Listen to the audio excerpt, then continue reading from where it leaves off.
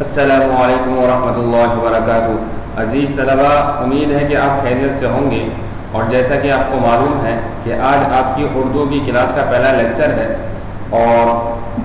آپ کی اسکرین پر آپ کی کتاب کا ٹائٹل کور نظر آ رہا ہے۔ امید کی جاتی ہے کہ تمام طلبہ یہ کتاب خرید چکے ہوں گے، اور جن طلبہ نے ابھی تک یہ کتاب کسی وجہ سے نہیں خریدی تو برائے مہربانی جلد از جلد یہ کتاب خرید لیں تاکہ آپ کے اسباق ضائع ہونے سے بچ جائیں۔ اب آتے ہیں آپ کے پہلے سبق کی طرف۔ پہلا سبق اشعار کی صورت میں ہے، اور ان اشعار میں اللہ تعالیٰ کی تعریف بیان کی ہے، اور جن اشعار میں اللہ تعالیٰ کی تعریف بیان کی جائے اس کو حمد کہتے ہیں۔ اسی وجہ سے چیپٹر کا نام کیا ہے؟ حمد۔ ٹھیک ہے، اس کو پڑھنا شروع کرتے ہیں، اور آپ بھی کوشش کریں کہ میرے ساتھ پڑھیں۔ بسم اللہ الرحمن الرحیم۔ حمد۔ سب ہے تیری عطا اے خدا، اے خدا، یوں تو ہر شے پہ ہے چشم رحمت تیری، لیکن انسان کو دی سب پہ یہ برتری، اس کو بینائی دی، اس کو دانائی دی، دل کو طاقت، بدن کو توانائی دی، رہنمائی کو پیدا کیے انبیاء، سب ہے تیری عطا اے خدا، اے خدا۔ آسمان سے برستی ہوئی بارشیں اور زمین سے اگلتی ہوئی نعمتیں، تیرے ہی در سے ملتی ہے سب راحتیں، دور کرتا ہے سب کی تو ہی کلفتیں، شکر تیرا بھلا کس طرح ہو ادا، سب ہے تیری عطا اے خدا، اے خدا۔ جگمگایا ہوا بے کراں آسماں، موج در موج دریا میں آب رواں، غنچہ و گل سے مہکے ہوئے گلستان، اور پھولوں سے لچکتی ہوئی ڈالیاں، لہلاتا ہوا سبزہ خوشخواں، سب ہے تیری عطا اے خدا، اے خدا۔ ٹھیک ہے بچوں، امید ہے کہ آپ نے میرے ساتھ اس نظم کو پڑھا ہوگا۔ اب میں آپ کو اس نظم کا خلاصہ بیان کرتا ہوا چلوں۔ اس نظم میں شاید اللہ تعالیٰ کی تعریف بیان کرتے ہیں، فرماتے ہیں کہ یوں تو ہر چیز سے اللہ تعالیٰ کی رحمت جھلکتی ہے، لیکن اللہ تعالیٰ نے انسان کو سب سے برتری دی، اس کو بینائی دی، اور سب سے بڑھ کے اس کو دانائی یعنی عقل دی، جس کی وجہ سے انسان تمام مخلوقات سے افضل اور اشرف بن گیا، اور دل کو طاقت اور بدن کو ایسی توانائی دی کہ انسان بڑے سے بڑے کام بھی آسانی سے کر لیتا ہے۔ پھر شاید کہتے ہیں کہ ہماری جسمانی طاقت کے لیے تو آپ نے دی، اور ہماری روحانی طاقت کے لیے آپ نے کیا کیا؟ آپ نے ہمارے لیے انبیاء کو بھیجے، جنہوں نے ہم کو کیا کیا؟ سیدھے رہنمائی کی، سیدھے راستے کی رہنمائی کی۔ پھر شاید کہتے ہیں یہ سب آپ ہی کی عطا ہے اے خدا، اے خدا۔ پھر شاید دوسری نعمتوں کی طرف متوجہ ہوتے ہوئے فرماتے ہیں کہ آسمان سے جو برستی ہیں بارشیں، اور زمین سے اس کی بنا پر جو فصلیں اگتی ہیں، جو پھول اگتے ہیں، جو پھل اگتے ہیں، یہ تیرے ہی در سے ملتے ہیں، اور تو ہی تمام کی تمام راحتیں بیچتا ہے، اور تو ہی ایسی ذات ہے جو تمام کی تمام تکلیفوں کو دور کرتا ہے۔ ہم کس طرح آپ کا شکر ادا کریں؟ سب تو تیری ہی عطا ہے اے خدا، اے خدا۔ پھر شاید دوبارہ اللہ تعالیٰ کی نعمتوں کی طرف متوجہ ہوتے ہوئے فرماتے ہیں کہ آسمان ایسا ہے جس کی کوئی حد نہیں، کوئی کنارہ نہیں۔ بے کنارہ کا مطلب ہے کوئی کنارہ نہیں، کوئی حد نہیں، اتنا بڑا آسمان بنایا، اور موج در موج دریا میں آب رواں، یعنی دریا کی ہر موج میں، ہر لہر کے اندر کیا ہے؟ پانی دوڑ رہا ہوتا ہے، اتنا زیادہ پانی آپ نے دریاؤں کے اندر بنایا۔ پھر شاید کہتے ہیں غنچہ و گل سے مہکے ہوئے گلستان، کہ باغات ایسے بنائے کہ ان کے اندر پھول، پودے، درخت سب کے سب ایسے ہیں کہ جو خوشبو سے میسر ہیں، اور پھلوں سے لچکتی ہوئی ڈالیاں، اور پھلوں کے باغات کے اندر کیا ہے کہ جو درخت ہیں، جو پیڑ ہیں، کہ ان کی جو شاخیں ہیں، ان کی جو ڈالیاں ہیں وہ پھلوں سے لدی ہوئی ہوتی ہیں اور جھکی ہوئی ہوتی ہیں، لہلاتا ہوا سبزہ خوشنما، اور یہ تمام چیزیں ایسی ہیں کہ ہمیں فائدہ بھی پہنچاتی ہیں، کہ ان سے ہمیں خوشبو بھی حاصل ہوتی ہے اور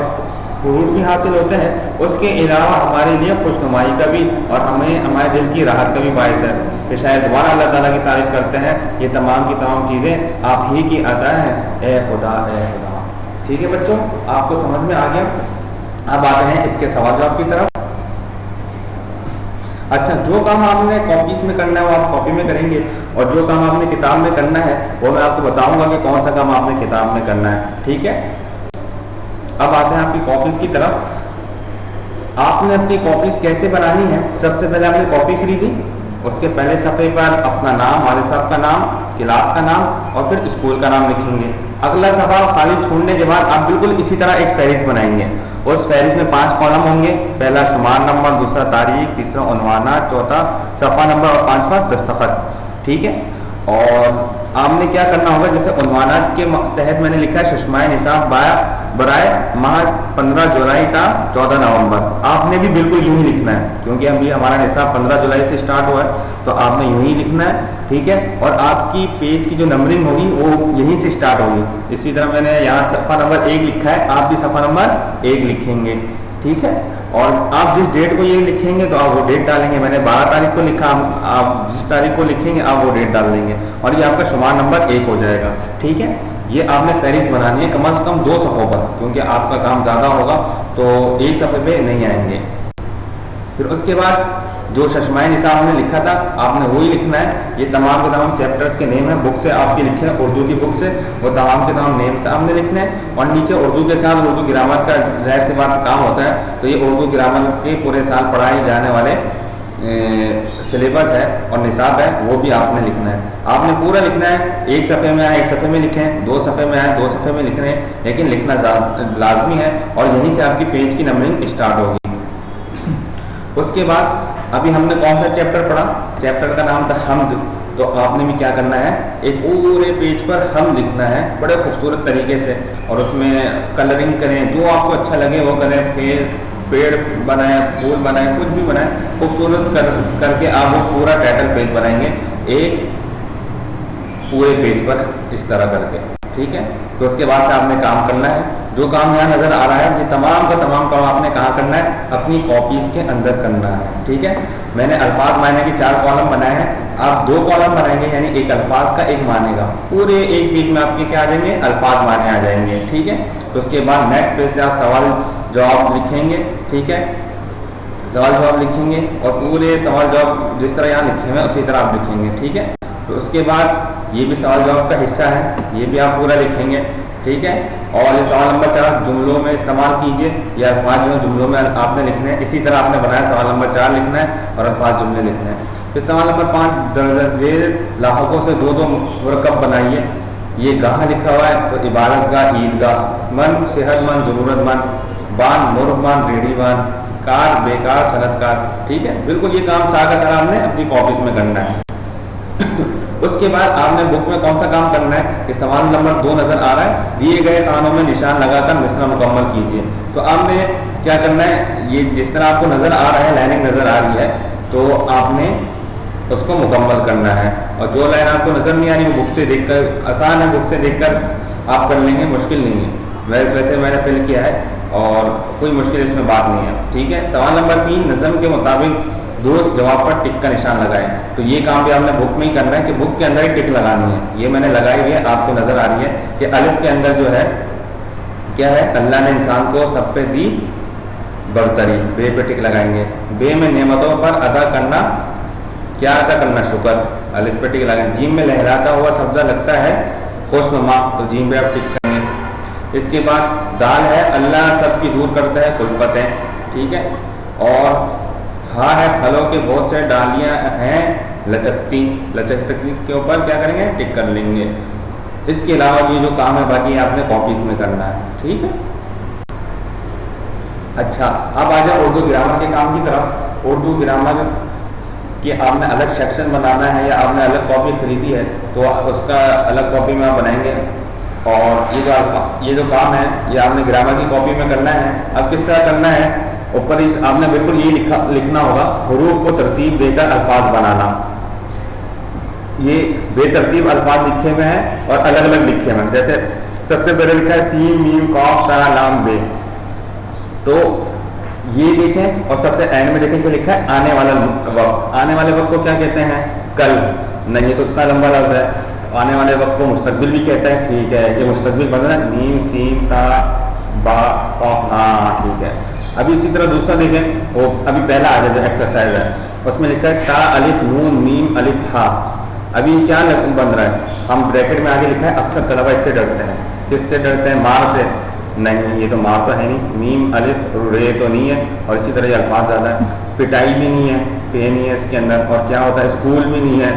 کیا ہے ہم نے دیکھا امتحان سے ڈرتے ہیں، الف میم تے ہا الف نون، تو کیا گیا امتحان آ گیا، ٹھیک ہے، یہ میں نے آپ کو ایک کر دیا، آپ نے کتنے ہیں کرنے ہیں 5 کرنے ہیں، جب پھر نا یا